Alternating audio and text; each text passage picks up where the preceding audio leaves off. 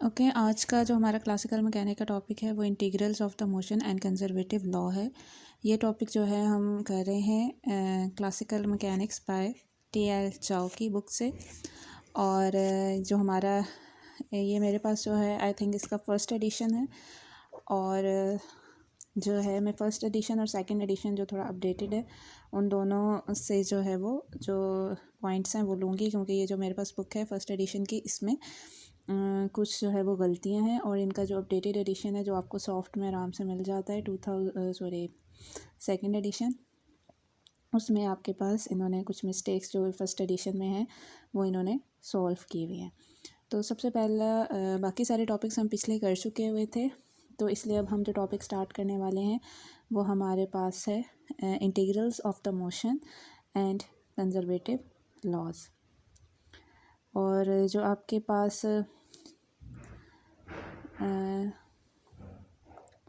ये जो हमारे पास अपडेटेड एडिशन है सेकंड, उसके अंदर जो है वो ये हमारा जो टॉपिक है वो 4.6 है और ये जो ये वाली बुक है इसमें ये 4.4 है। तो हमारा मकसद जो है मेन वो आपके पास इस टॉपिक को अंडरस्टैंड करना है। तो वो मैं आपको समझा देती हूँ कि आपके पास जो है जैसे हमने लैग्रांज इक्वेशन ऑफ मोशंस की हैं, ठीक है। तो आपको हमने जब लैग्रांज इक्वेशन ऑफ मोशंस की थी तो उसके अंदर हमारे पास ये हमने एक जनरल रिलेशन फाइंड किया था लैग्रांज इक्वेशन ऑफ मोशन में के लिए। तो इसमें ये जो जे है बेसिकली इसकी वैल्यू 1 से लेके n तक था और n बेसिकली हमारे पास डिग्री ऑफ फ्रीडम होते हैं, ठीक है। तो हमारे पास जितने भी किसी सिस्टम के डिग्री ऑफ फ्रीडम होते हैं उतनी ही उसकी ये सेकंड ऑर्डर लैग्रांज इक्वेशंस बन जाती हैं, ठीक है।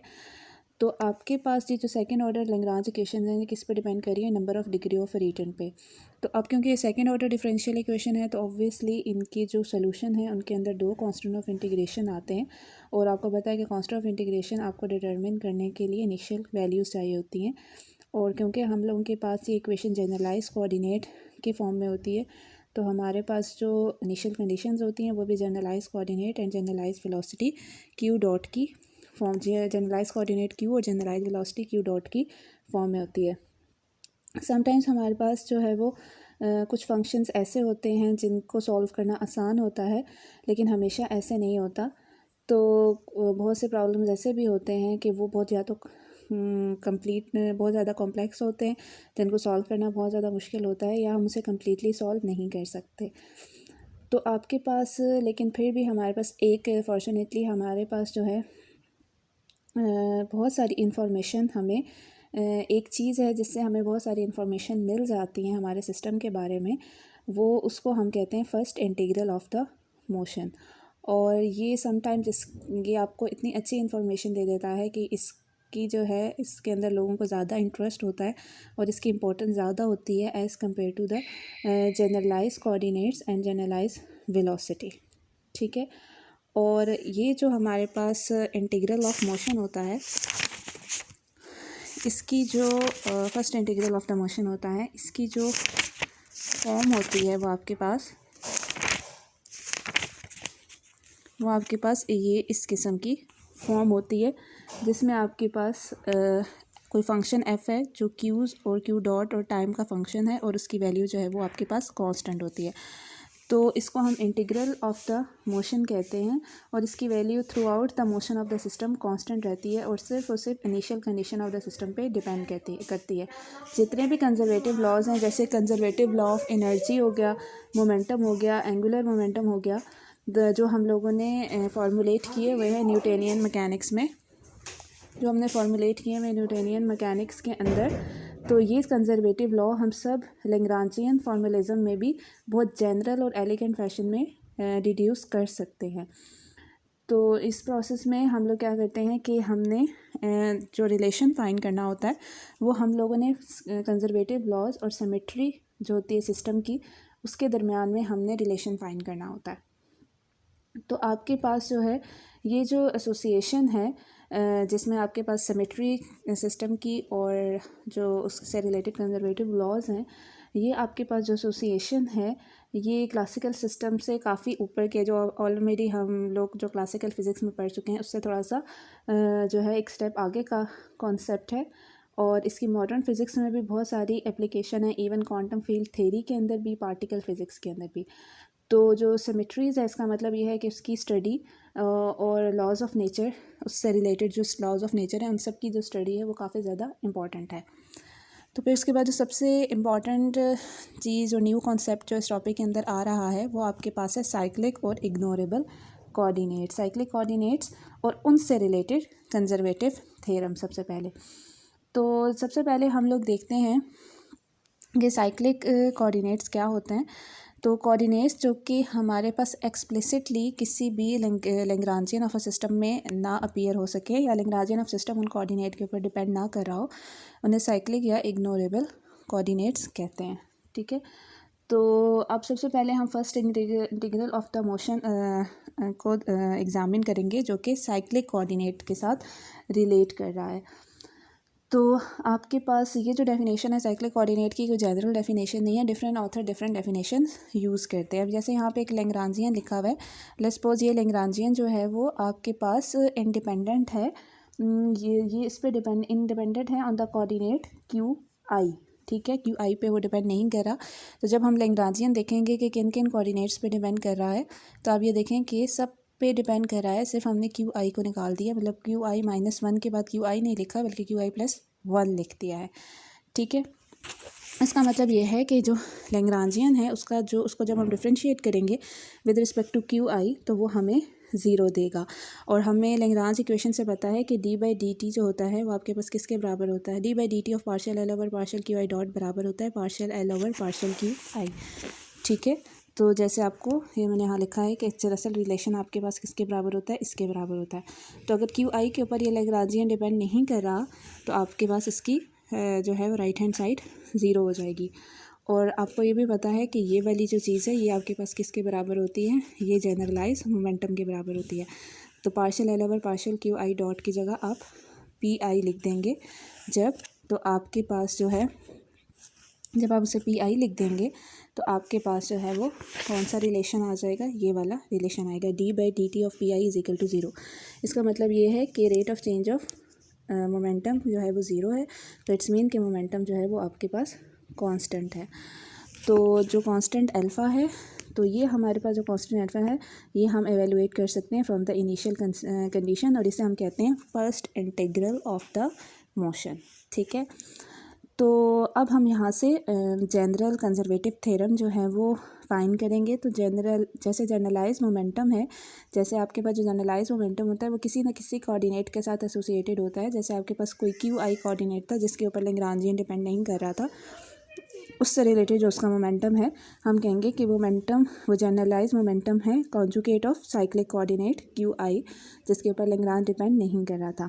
तो हमने ये देखा कि जिस भी कोऑर्डिनेट के ऊपर लैग्रांज डिपेंड नहीं कर रहा होता उस कोऑर्डिनेट से रिलेटेड जो उसका मोमेंटम होता है जनरलाइज मोमेंटम वो कांस्टेंट रहता है, तो वो कंजर्व करता है ड्यूरिंग द मोशन। तो कंजर्वेटिव थ्योरम ये जो हमने जनरलाइज मोमेंटम की फॉर्म में लिखा है ये मोर जनरल है as compare to the conservative theorem जो हम लोग पहले लीनियर मोमेंटम या एंगुलर मोमेंटम के बारे में पढ़ते रहे हैं। बल्कि हम ये कह सकते हैं कि ये जो जनरलाइज मोमेंटम है ये आपके पास इसके अंदर बाकी जो आपके पास मोमेंटम हैं जो जनरलाइज मोमेंटम का कंजर्वेटिव थ्योरम है इसके अंदर जो है बाकी 2 कंजर्वेटिव थ्योरम जो आप ऑलरेडी पढ़ चुके हैं लीनियर मोमेंटम का और एंगुलर मोमेंटम का, वो भी इसी के अंदर आते हैं।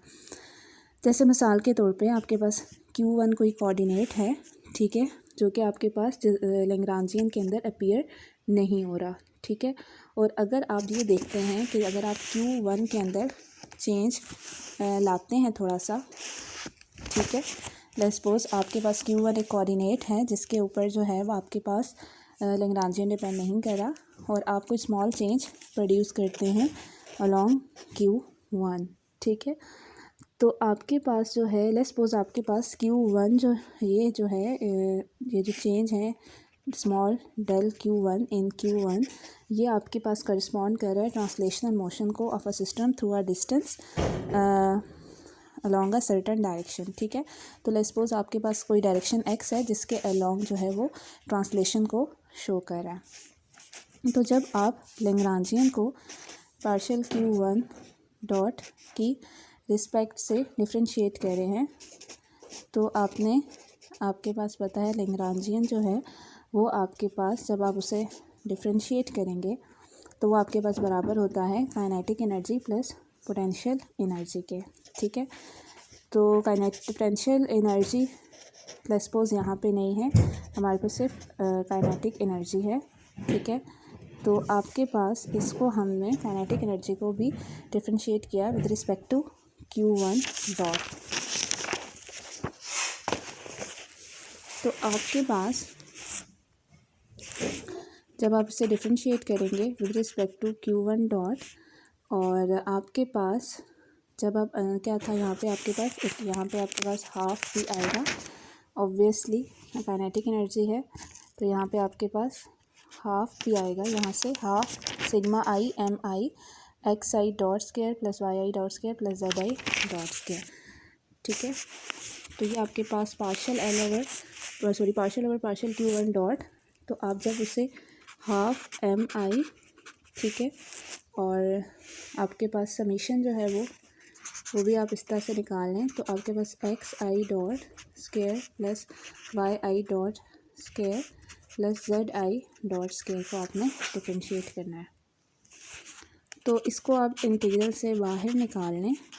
ठीक है, और आप डिफरेंशियल से बाहर निकाल लें और डिफ्रेंशिएट करें तो ये आएगा 2xi डॉट और partial xi over partial Q1 dot. ठीक है, डिफ्रेंशिएट करेंगे जब आप इसे तो इसी तरह आपके पास आ जाएगा 2yi डॉट पार्शियल, यहाँ पे डॉट भी था sorry, partial yi dot over partial Q1 dot. इसी तरह प्लस आपके पास 2zi dot partial zi dot divided by partial Q1 dot.